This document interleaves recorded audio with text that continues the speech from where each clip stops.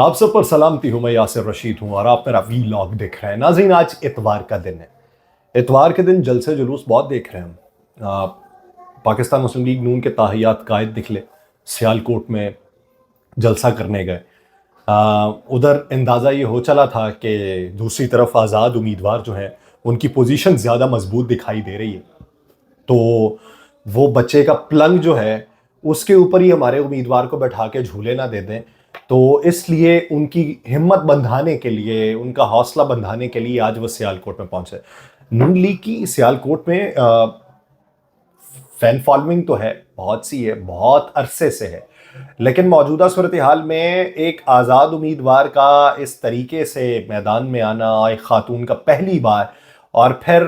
وہ مضبوط بھی ہوتی چلی جا رہی ہیں، تو اس وجہ سے پریشانی تو وہاں تھی، تو وہ وہاں پہنچی. ادھر دوسری طرف ہب میں پاکستان پیپلز پارٹی کے شریک چیئرمین آصف علی زرداری صاحب وہ جلسے سے خطاب کرنے پہنچے. ادھر تیسری طرف بیرسٹر گوہر خان جو تھے وہ پریس کانفرنس کر رہے تھے. بیرسٹر گوہر خان کافی خوش تھے جب وہ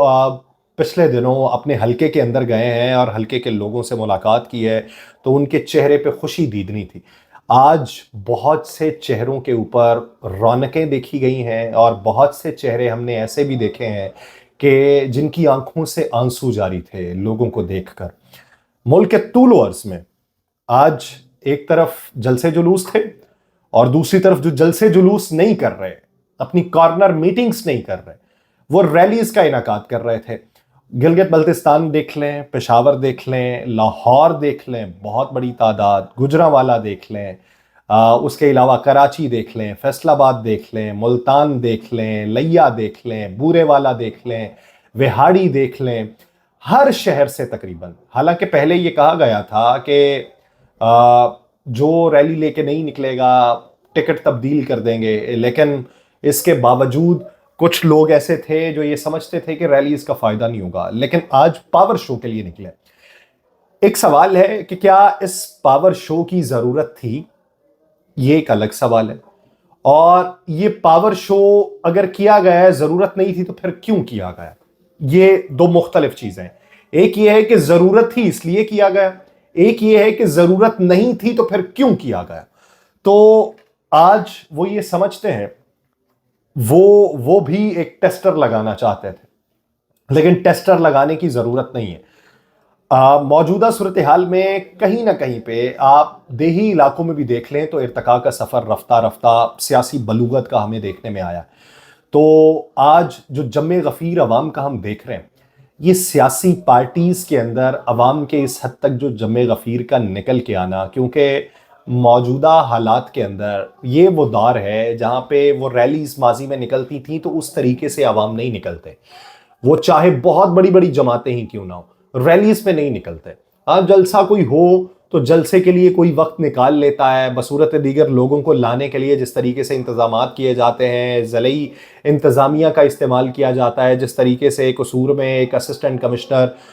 جو تھے، جو آر او بھی تھے، انہیں وہاں سے معطل کر دیا گیا اور ان کی جگہ پہ کسی اور کو آر او لگا دیا گیا، اس لیے کہ وہ پاکستان مسلم لیگ نون کی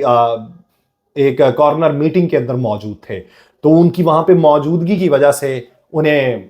تبدیل کر دیا گیا. لیکن ملک کے طول و عرض میں ہم نے بیشتر جگہوں پہ یہ دیکھا ہے کہ مختلف آروز جو ہیں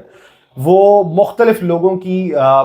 اس وقت بیک پہ لگے ہوئے ہیں اور ان کو ہمت بندھا رہے ہیں اور ان کو کہہ رہے ہیں کہ لالا جی ٹینشن نہ لیجئے گا، ہم یہاں پہ موجود ہیں، آپ کو جس طرح کبھی کوئی کام چاہیے. اور آج یہ دیکھنے میں آیا ہے کہ جن کی بیک پہ کوئی نہیں ہے، ضلعی انتظامیہ ہی نہیں ہے، وہ زیادہ مضبوط دکھائی دے رہے ہیں. کیا وجہ ہے کہ ایک طرف کروڑوں روپیہ خرچ کر کے، ایک طرف اپنے حلقوں میں جا کے، کیونکہ ہم نے یہ دیکھا ہے حمزہ شہباز صاحب کے اوپر جوتا برسایا گیا، کیسر احمد شیخ صاحب کے اوپر حملہ کیا گیا، ان کا سر پھٹ گیا، سعد رفیق صاحب کے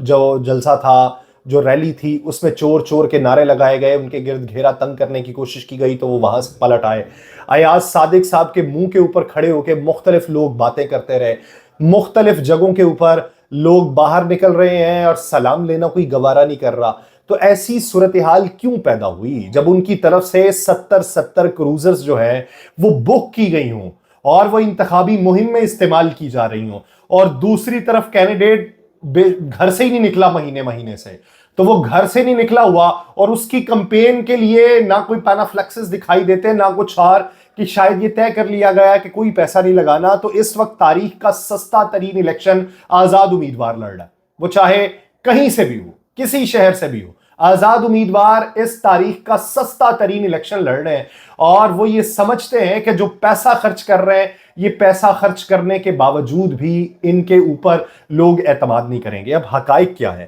حقائق یہ ہیں، کچھ ویڈیوز منظر عام پہ آتی ہیں، ایک شخص کہتا ہے کہ میں حاشا اللہ اس بات کا اقرار کرتا ہوں کہ میں نے 5,000 روپیہ لیا، 5,000 کے ساتھ ساتھ میں نے بریانی کی 1 پلیٹ کھائی، پہلے رات کو میں نے قورمہ کھایا، اگلے 7 دن کا کھانا میرا ان کی طرف فکس ہو چکا ہوا ہے، لیکن جب 8 فروری کو ووٹ دینا نا تو ووٹ میں اپنی مرضی سے دوں گا، کیونکہ میں یہ سمجھ چکا ہوں کہ یہ پیسہ بھی ہمارا ہی ہے جو آج آ کے صرف ان دنوں میں ہم پہ خرچ کیا جاتا ہے، تو اس لیے ست بسم اللہ کہہ کے اس کو ہم وصول لیتے ہیں، اور پھر بعد میں اپنی من کی مرضی کرتے ہوئے ہم یہ فیصلہ کریں گے کہ ووٹ کس کو دینا ہے۔ آپ یہ دیکھیے کہ جہاں پہ یہ دعوے دار ہوں کہ ہم ملک کو ترقی کے منازل کی طرف لے کے جائیں گے، کتنی میمز بنی ہوئی ہیں کہ ایک الٹا ہاتھ رکھ کے آپ نے ٹیکنالوجی کے دروازے کو کھولنا ہے تو وہاں پہ نشان بنا ہوا ہے، آپ کو بھی معلوم ہے کہ ہاتھ کس طرح رکھنا ہے، وہ سیدھا ہاتھ رکھ کے ٹیکنالوجی کے دروازے کو کھولا جا رہا ہے، تو اس کے اوپر بے شمار باتیں ہو رہی ہیں کہ جی یہ دیکھیے کہ کس حد تک عقلی شعور یہاں پر موجود ہے کہ ہمارے راہ رہو یہ جس طریقے سے اپنا قبلہ طے کر چکے ہیں، یہ قبلہ جو ہے یہ ہمیں مروا دے گا، کیونکہ ان کا اپنا قبلہ درست نہیں ہے، ان کے اپنے اعمال درست نہیں ہیں۔ کچھ دن پہلے تک 300 یونٹ مفت بجلی دینے کے منصوبوں کا آپ اعلان کرتے رہے، لیکن اب آگے آپ 30% سستی بجلی دینے کے اوپر آپ نے منشور کا حصہ بنا لیا۔ کچھ عرصہ پہلے تک آپ پولیٹیکل وکٹمائزیشن کے لیے نیب کے استعمال کو کہتے رہے، پھر جب آپ کے مخالف کے اوپر کیس ہوا تو آپ نے کہا یہ برحق ہے، آپ پی ڈی ایم کی حکومت بنائی، سارے کے سارے متاثرین نیب میں سے تھے، آپ اس وقت اس کا خاتمہ نہ کر سکے، اور اب آگے آپ نے منشور کے اندر اسے حصہ بنا لیا کہ نیب کا خاتمہ کیا جائے گا، ادھر آپ نے منشور کا حصہ بنایا، اور آج کے دن خبر یہ آ گئی کہ نیب کو ان لوگوں سے دور رکھنے کے لیے جو کاروباری طبقہ ہے اصلاحات کی جا رہی ہیں، اور وہ اصلاحات جلد از جلد کر لی جائیں گی۔ اب اس ضمن کے اندر آپ کا اپنا منشور 3 دہائیوں تک اگر فائنل نہیں ہو سکا تو پھر آپ کے جلسوں کے اندر اسی طریقے سے لوگوں کو لانا پڑے گا کہ ہیڈ ماسٹر صاحب کو کہنا پڑے کہ سکول کو بند کریں، بچوں کی حاضری جو ہے وہ جلسے کے اندر لگے گی، آپ کو کہنا پڑے ان لوگوں کو جو بلدیاتی اداروں کے اندر کام کرتے ہیں کہ آج وہاں پر آؤ گے تو تمہیں ایک دہاڑی زیادہ دی جائے گی۔ بصورت دیگر آپ ان لوگوں کو دیکھ لیں جہاں پہ